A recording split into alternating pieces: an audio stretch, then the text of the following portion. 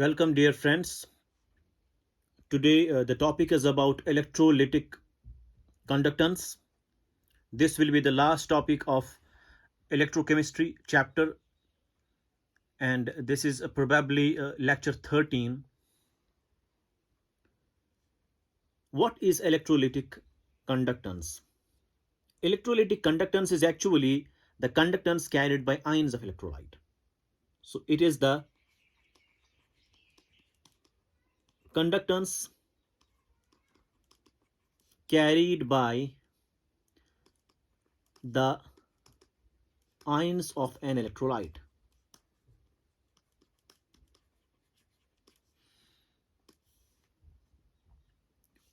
That's called as electrolytic conductance. Electrolyte क्या होता है? We have also talked about this in previous video. That was the lecture first. And electrolyte वो चीज़ होती है, अगर हम उसको पानी में डालेंगे या मोल्टन स्टेट में रखेंगे, it gives you ions. Once it gives you ions, it means it will conduct. That conductance is called as electrolytic conductance. Suppose आपके पास NaCl है, सोडियम क्लोराइड अगर आप पानी में डालेंगे तो पानी में डालने के बाद में ये घुल जाएगा. It will form Na plus and Cl minus ions. So once ions are created and these ions once move in a direction, we call this electrolytic conductance. हमेशा याद रखना चाहिए कंडक्टेंस के लिए दो चीज़ें इंपॉर्टेंट है. ये मैंने पहले भी आपको बताया है. एक ये कि या तो फ्री इलेक्ट्रॉन्स होने चाहिए, उस हिसाब से जो कंडक्टेंस है दैट्स कॉल्ड मेटेलिक कंडक्टेंस, या तो आपके पास आयन्स होने चाहिए. अगर आपके पास आयन्स हैं and they will move in a particular direction, we call that electrolyte, electrolytic conduction. So conductance carried by the ions of electrolyte, that's called electrolytic conductance. अब जो ये कंडक्टेंस है ये किस चीज पे डिपेंड करता है? It depends on what factors? It depends upon following factors. It depends upon following factors.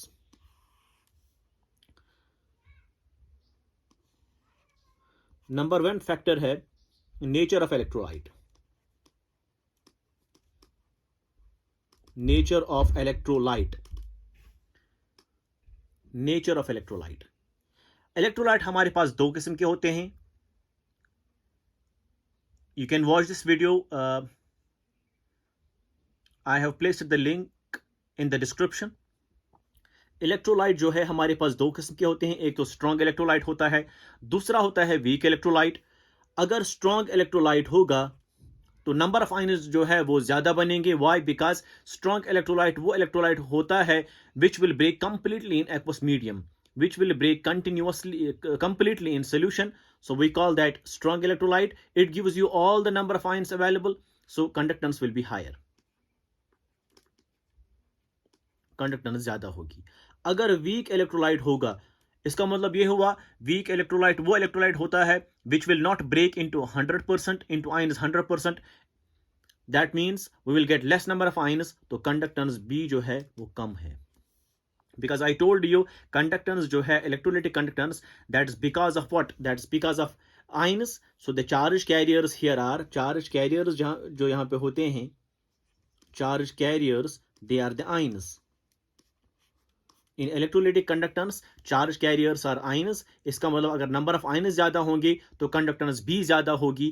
अगर number of ions कम होंगे तो electrolytic conductance जो है वो भी कम हो जाएगी.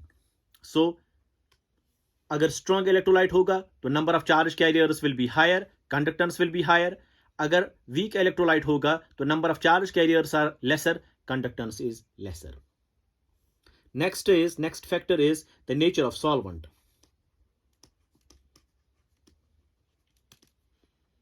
अगर सॉल्वेंट पोलर होगा, सीधी सी बात है, आपके पास आयन्स होने चाहिए. For electrolytic conductance you must need ions. You need ions for that because they are the charge carriers which will conduct electricity. अब पोलर सॉल्वेंट में आयन ज्यादा बनेंगे, इसका मतलब ये हुआ कि कंडक्टेंस जो है वो ज्यादा होगी। अगर लेस पोलर होगा, इसका मतलब डिसोल्यूशन भी साल्ट की कम हो जाएगी, सॉल्युबिलिटी भी कम हो जाएगी, नंबर ऑफ आयन्स भी कम बनेंगे, तो उसका मतलब ये हुआ कि कंडक्टेंस भी आपको कम मिलेगी। So highly polar solvent will give you more number of ions because that will dissolve the salt to a greater extent. So conductance will be higher. अगर लेस पोलर होगा तो उसमें डिसोल्यूशन कम हो जाएगा, उसका मतलब ये हुआ कि कंडक्टेंस भी जो है वो कम होगी। So nature of solvent. Number third factor is viscosity of solvent.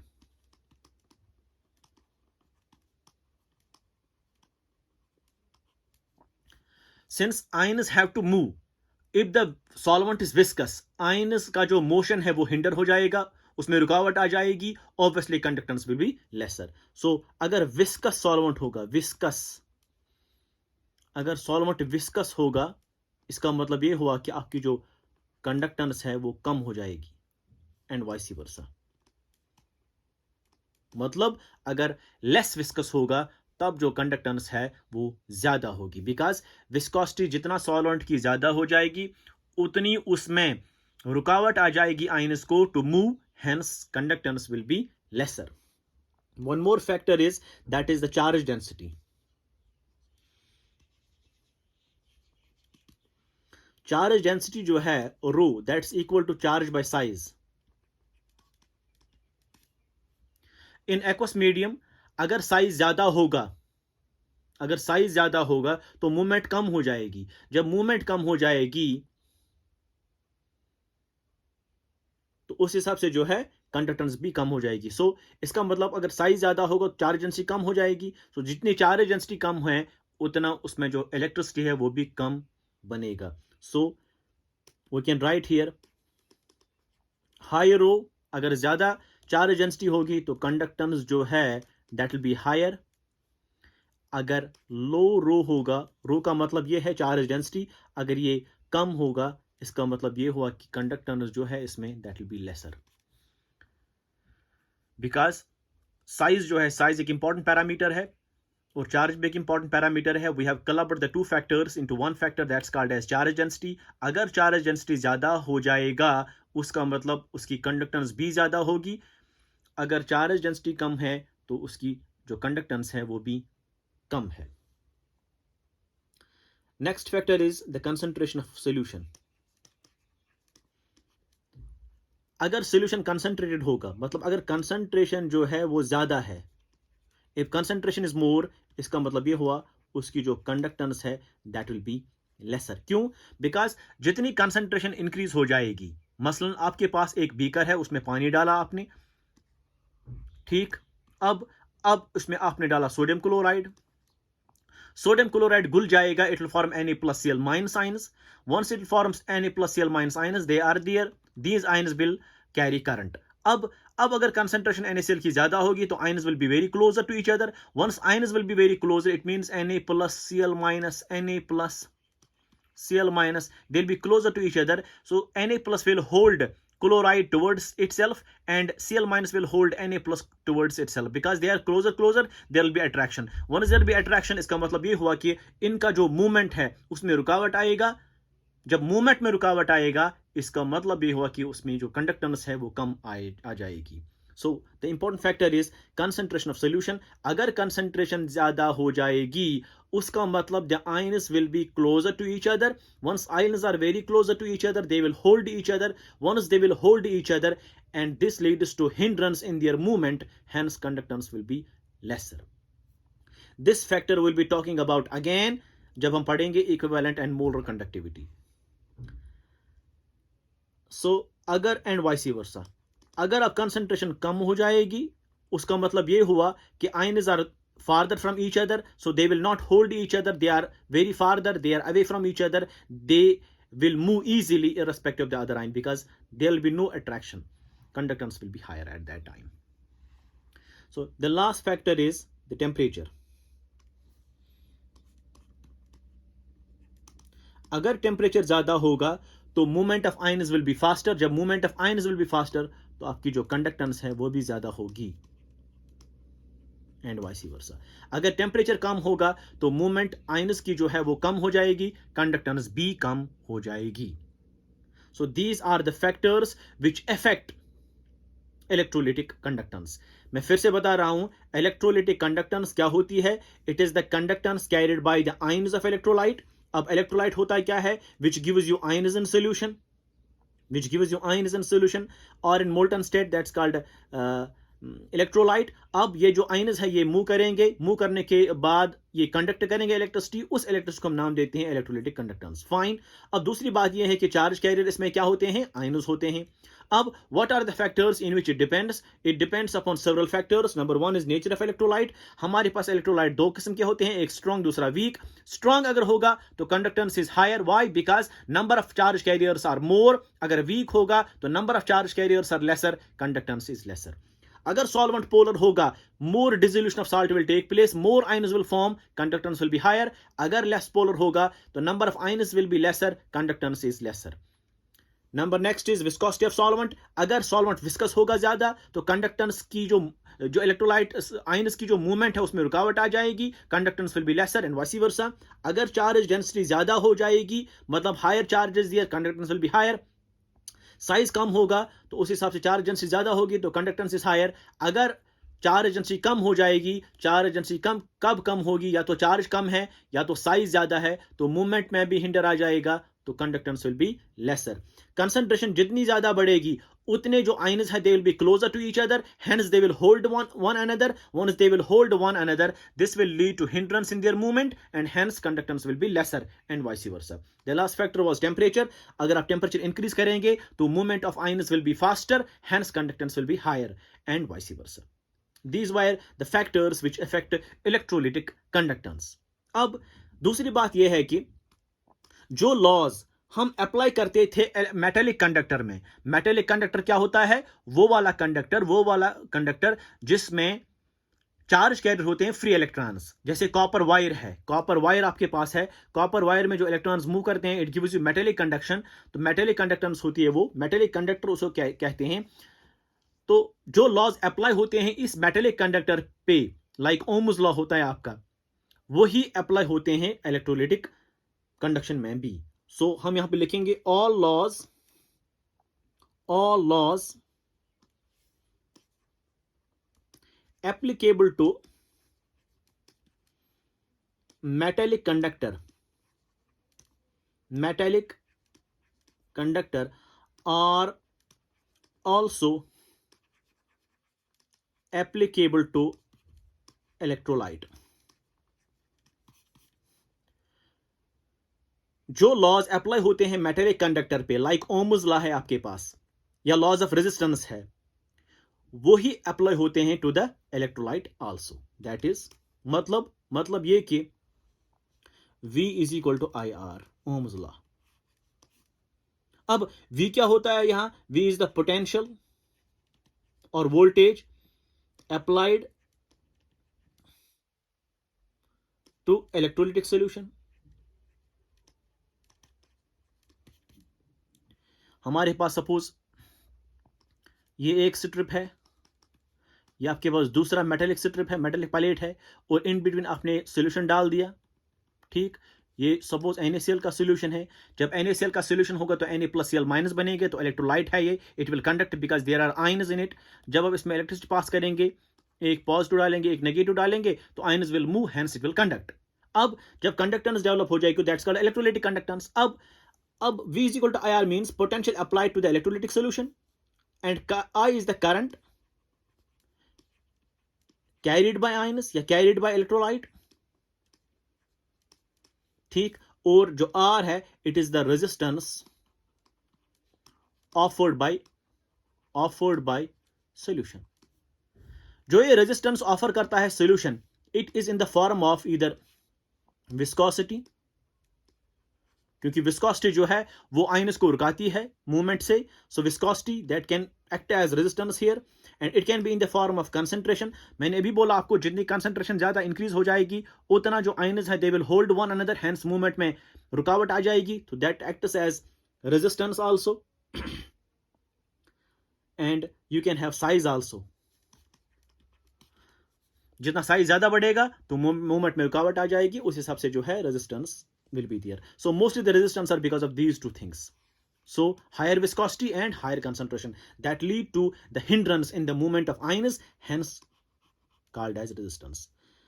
This is the Ohm's law. Next is हमारे पास है laws of resistance.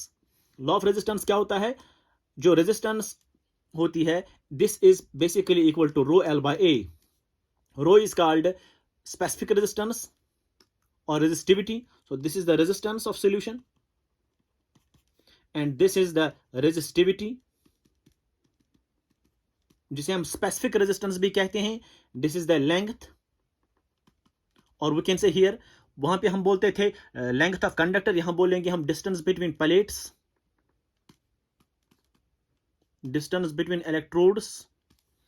मतलब ये जो आपके पास है ये दो, इनके दरमियान distance, suppose this is L, and area जो है इसका दैट्स ए सपोज, तो उस हिसाब से जो है वो एरिया बनेगा. So this is the area, area of plates और इलेक्ट्रोड्स.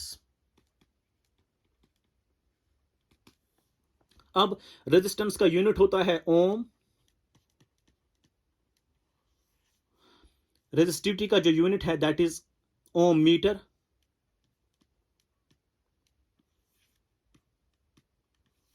कैसे निकलेगा? आप ए ऊपर लगाइए, you can do it like this. Resistivity will be equal to R into A by L. So resistivity का यूनिट ओम है. Area is basically meter square by meter length. Meter cancel, it becomes ohm meter. So that is the unit of resistivity, and ohm is the unit of resistance. L is the length, A is the area of cross section of that plate, and L is the distance between the electrodes. This is the laws of resistance. Now what happened? If we reverse them, take the reciprocal of this expression, we will get 1 by R will be equal to 1 by rho into A by L.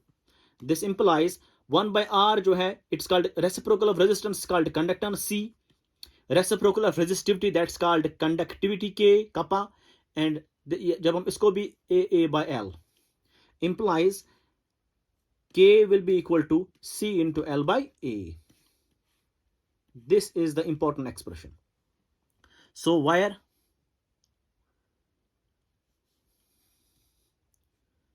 because 1 by R मतलब reciprocal of resistance is equal to conductance. अब देखिए resistance का unit है ओम, इसका मतलब इसका unit क्या रहेगा? ओम इनवर्स और मोह और साइमंस, ऐसे हम डिनोट करते हैं. नेक्स्ट, अब K is equal to 1 by rho. Resistivity का यूनिट है, रेजिस्टिविटी का यूनिट था ohm metre. So it is ohm into meter, that becomes ohm inverse meter inverse, that is equal to ohm inverse is basically called Simon. So we have Simons per meter. So this is the unit for kappa, means conductivity. So conductivity is equal to conductance into L by A. जो L by A यहाँ पे है, that's called cell constant. Here L by A is called cell constant. This is fixed for a cell. क्यों? हमारे पास एक ऐसे strip होती है, एक सेल होती है, जिसको हम कंडक्टिविटी सेल भी कहते हैं. क्या होता है कि आपके पास ये दो स्ट्रिप्स है, इन स्ट्रिप्स के दरमियान लेंथ जो है that taken as 1 centimetre and area is taken at 1 centimetre square. अब वॉल्यूम कितना आएगा? इसका volume that will be 1 centimetre cube. Volume will be 1 centimetre cube. ठीक. अब अगर आप यहां पे सेल कांस्टेंट कितना रहेगा? What is the cell constant? L by that's 1. So if L is equal to 1 centimeter, मतलब length between the plates is 1 centimeter and area is equal to 1 centimeter square, मतलब you have taken the volume of that thing 1 centimeter cube, then K will be equal to C. अब देखिए यहां, this is 1, this is 1, K will be equal to C. So what is conductivity? You can define conductivity. So conductivity जो है that is defined as the conductance of 1 centimeter cube of solution. 1 centimeter cube of solution.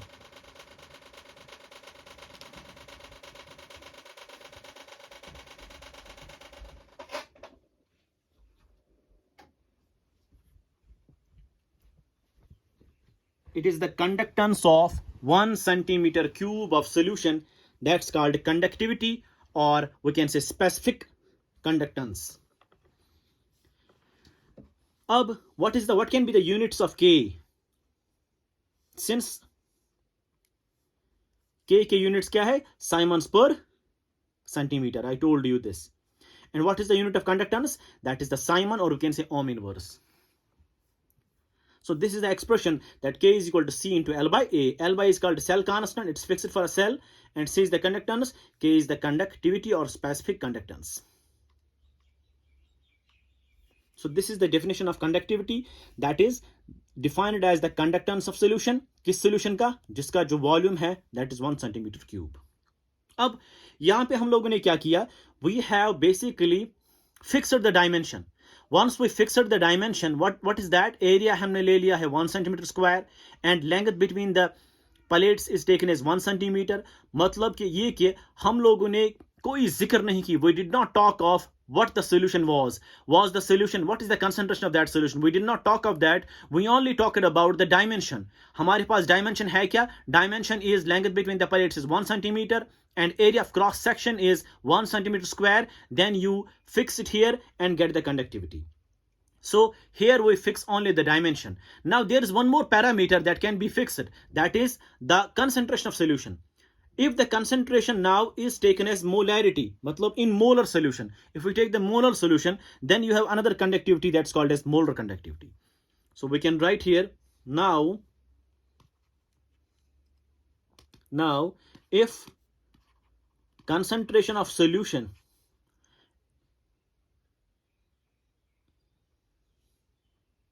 is, ऐसे लिखेंगे हम, we can change it, we can write it like this. If conductance is carried by a molar solution,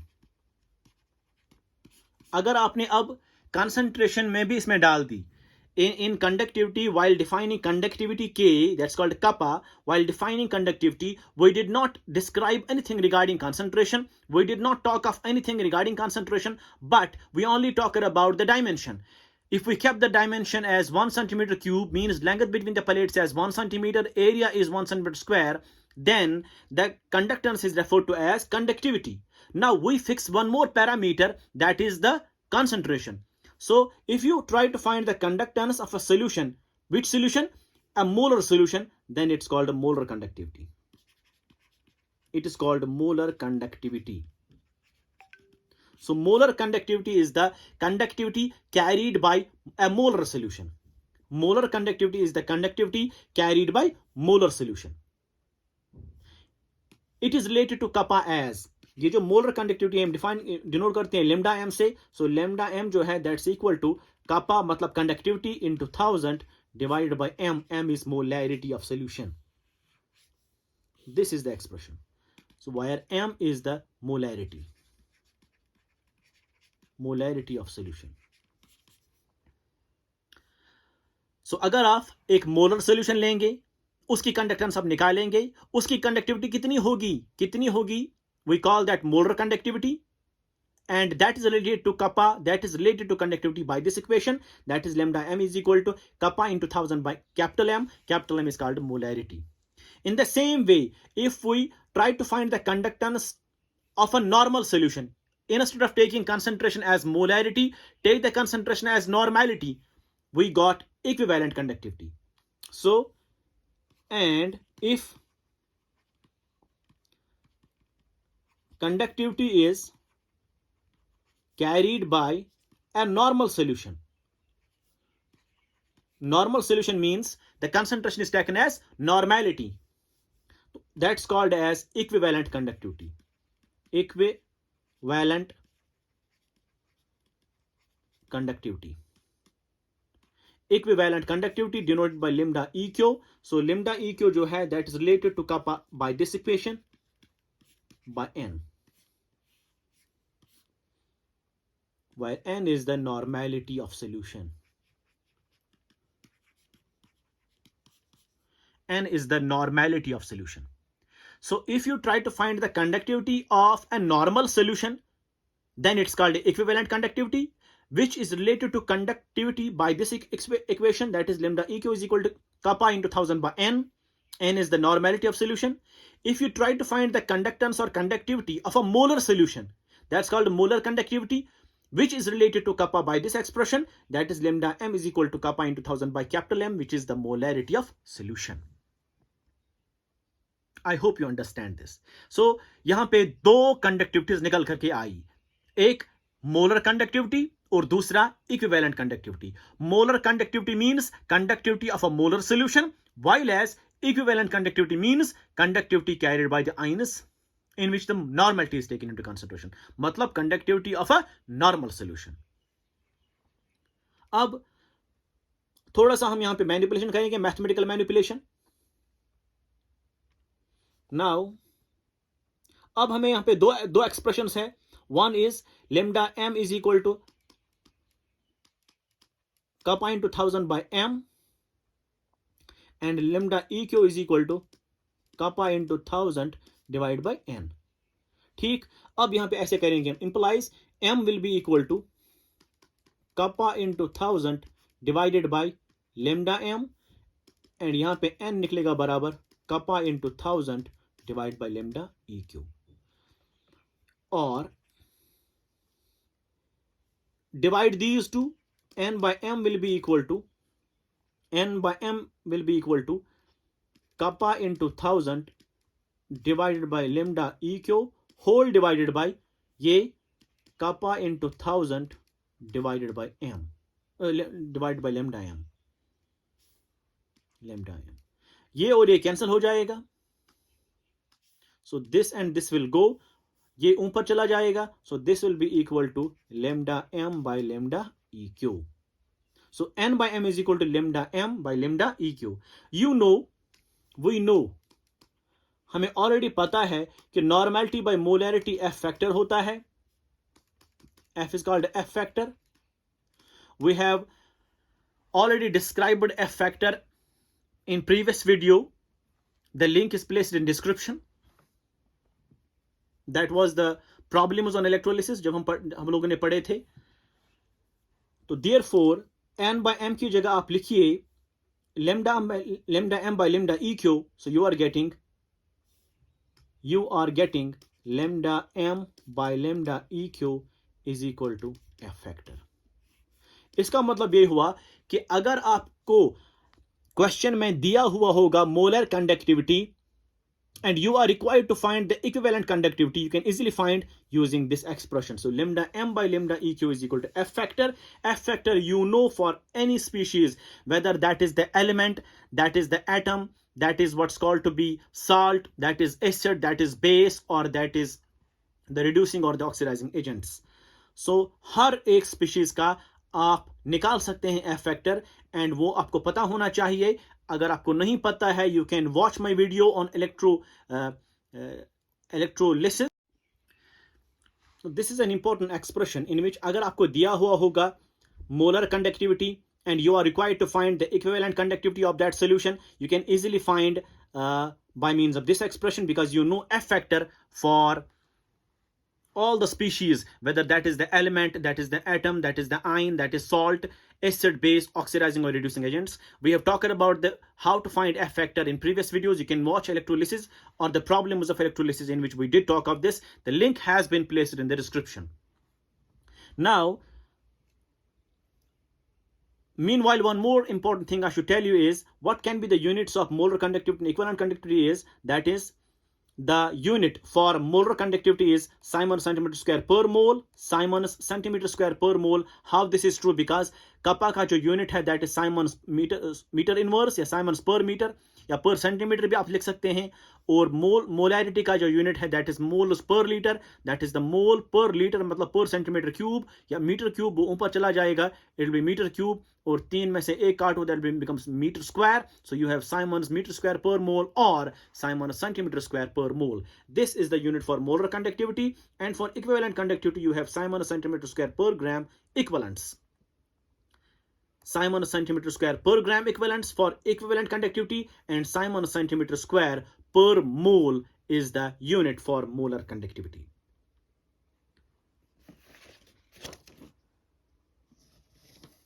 Now let's talk about the variation of K, lambda M and lambda EQ with concentration. How concentration affects, how change of concentration affects these conductivities we'll be talking about now. So variation of kappa, lambda M and lambda EQ with concentration, or we can say dilution. This is very important. पहली बात यह है कि कपा जो है conductivity जिसको बोलते हैं वो डिक्रीज होता है, decreases with increasing dilution. Increase dilution का मायने यह है कि आप पानी डालते हैं मतलब यू आर डिक्रीजिंग कंसंट्रेशन. क्यों ये डिक्रीज होती है? बिकॉज कपा जो है that is defined for the fact that आपके पास दो स्ट्रिप्स हैं और इन स्ट्रिप्स के दरमियान आपने सोल्यूशन डाल दिया, सपोज NaCl डाल दिया, तो ये एक स्ट्रिप है, ये दूसरी मेटेलिक स्ट्रिप है, आपने यहाँ पे प्लस इलेक्ट्रिसिटी डाल दी, तो they will move, these ions will move, they will conduct. अब इनके दरमियान जो लेंथ है that is taken as 1 centimetre और area is taken as 1 centimetre square. So the volume occupied by this is 1 centimetre cube, जिसको हम define करते हैं conductance carried by 1 centimetre cube of solution, that's called as conductivity. अब वो क्यों decrease होती है विद डाइल्यूशन? अब देखिए, सपोज इन इलेक्ट्रोड्स के दरमियान नंबर ऑफ आयंस जो है NaCl के हैं, suppose the ions are 10 ions are there. अब अगर आपने पानी डाल दिया, if you add water to it, dilution किया, सो व्हाट हैपेंड, डाइल्यूशन से ये जो आपके आयंस जो है वो दूर हो जाएंगे, they will move away from each other, because by putting water the ions move away. One is the ions move away, number of ions जो है, number of ions in between the plates वो कम हो जाएंगे. जब number of ions, number of charge carriers in between the two plates कम हो जाएंगे, then the conductance will be lesser. So conductivity decrease होती है with increasing dilution because the number of charge carriers between the plates जो है वो decrease होते हैं. So because the number of charge carriers decreases in between plates. So in plates के दरमियान जो या 1 सेंटीमीटर क्यूब यूनिट में 1 सेंटीमीटर क्यूब जो वॉल्यूम यूनिट है, उस यूनिट वॉल्यूम में नंबर ऑफ आयंस जो है वो डिक्रीज होते हैं. That is why conductivity decrease होती है. So because the number of charge carriers decreases in 1 centimetre cube solution. आप ऐसे भी लिख सकते हैं, in 1 centimeter cube solution, or you can say in 1 centimeter cube solution. अब what we talk of lambda m, then lambda e क्यों होगा या lambda m है, इसकी ये इंक्रीज होते हैं with dilution, with increasing dilution या डिक्रीजिंग कंसंट्रेशन. जितना पानी ज्यादा डालेंगे they will increase, they have been found to increase. Why they increase? Because lambda EQ जो है वो डायरेक्टली, या lambda M जो है वो डायरेक्टली प्रोपोर्शनल टू वॉल्यूम है.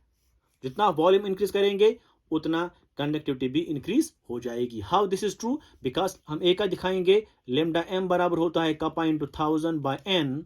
अब by M, that's molar conductivity. So kappa into 1000 divide by what is molarity, number of moles per unit volume. So volume ऊपर चढ़ा जाएगा तो it will be K by N into 1000 into volume. So lambda m is proportional to this implies lambda m जो है that is proportional to V, volume. जितना volume increase करेंगे accordingly जो है आपका कंडक्टिविटी भी ज्यादा बढ़ेगी. अब यहाँ पे आप बोलेंगे कि दिस डिक्रीजेस, कपा तो डिक्रीज होता है, वॉल्यूम इंक्रीज हो जाएगा, ठीक है फाइन, बट कपा डिक्रीज होता है, लेकिन कपा डिक्रीज होने से जो फर्क है वो ज्यादा नहीं पड़ता as compare to the effect given by volume increase. So that's why overall जो है, जो कंडक्टिविटी जो ओवरऑल है, मोलर कंडक्टिविटी या इक्विवेलेंट कंडक्टिविटी, वो इंक्रीज हुआ करती है by the increase of volume means by dilution. So यहां पे दो चीजें आपको याद रखनी है. द फर्स्ट पॉइंट इज दो चीज आपको याद रखनी है, हम लिखेंगे 10 करके. Kappa decreases with dilution, but lambda m or lambda eq increases with dilution. With dilution means by adding water to it or by decreasing concentration. This is the important thing you have to remember. Kappa decrease hota hai, lekin ye jo do hai, they are increasing with dilution. I told the reasons. Here is the dominant factor volume, and here 1 centimeter cube volume and number of charge carriers decrease hote hain. That's why kappa decreases. Now, ye jo aapka जो variation है, this has been experimentally given by Debye-Huckel-Onsar equation. The variation is this variation, मतलब variation of molar conductivity and equivalent conductivity with dilution जो है, the variation is depicted by Debye-Huckel-Onsager equation. That is, वो equation है क्या? That gives you lambda m जो है, that is equal to lambda m naught minus b under root of c. This is the Debye-Huckel-Onsager equation. Ab lambda m is the molar conductivity at some concentration, and lambda m naught is the molar conductivity at infinite dilution.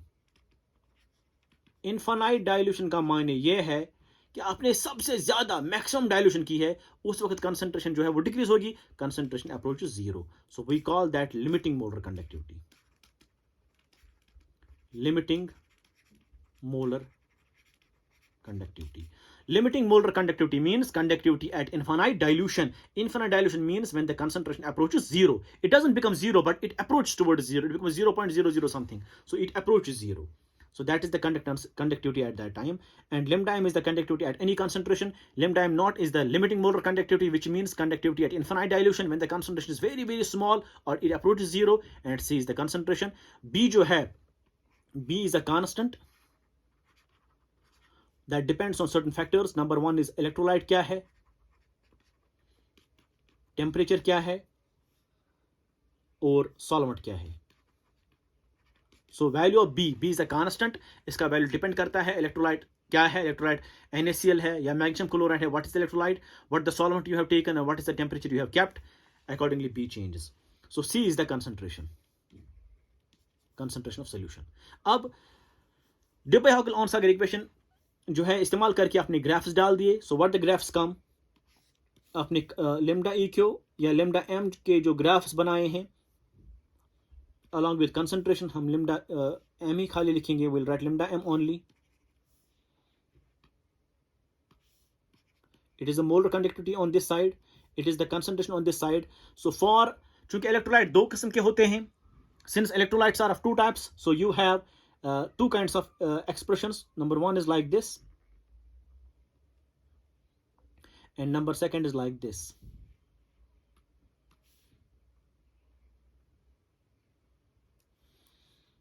Now two types of graphs we see, and the first graph, this graph is for, this is for strong electrolyte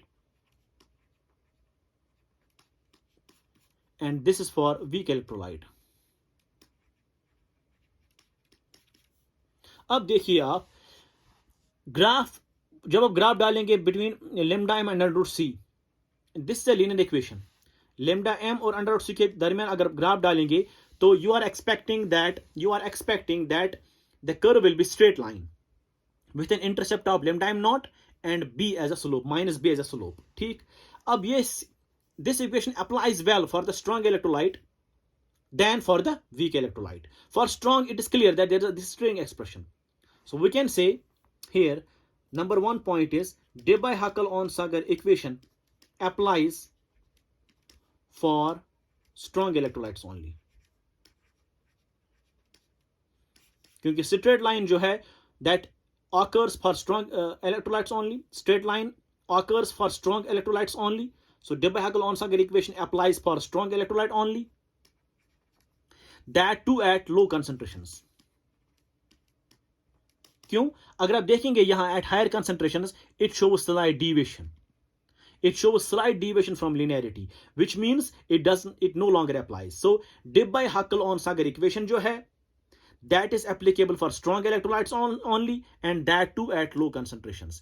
At higher concentrations, it deviates from linearity, means de Broglie-Onsager equation no longer applies. ठीक, अब बताना है कि why there occurs increase. देखिए, अगर आप concentration यहां से इंक्रीज होती है, अगर आप वापस आएंगे तो कंसंट्रेशन डिक्रीज होती है, तो इट इज जीरो, मतलब कंसंट्रेशन अप्रोच टू जीरो. जब आप कंसंट्रेशन को डिक्रीज करते जाएंगे, मतलब by adding water to it, by doing dilution, what happens is conductivity जो है वो continuously increase होती है.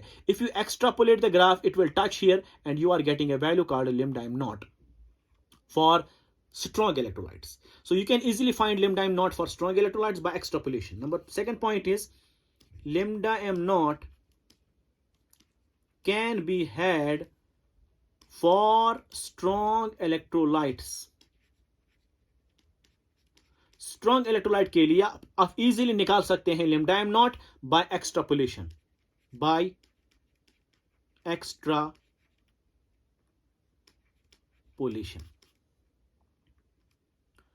extrapolation, आपने ये ग्राफ एक्सट्रापोलेट किया, it touches the y-axis here, and this value is the molar conductivity value at zero concentration, means at infinite dilution. So that's called a lim time naught. I told you earlier, lim time naught is the limiting molar conductivity, which means molar conductivity at infinite dilution, which means when the concentration approaches zero.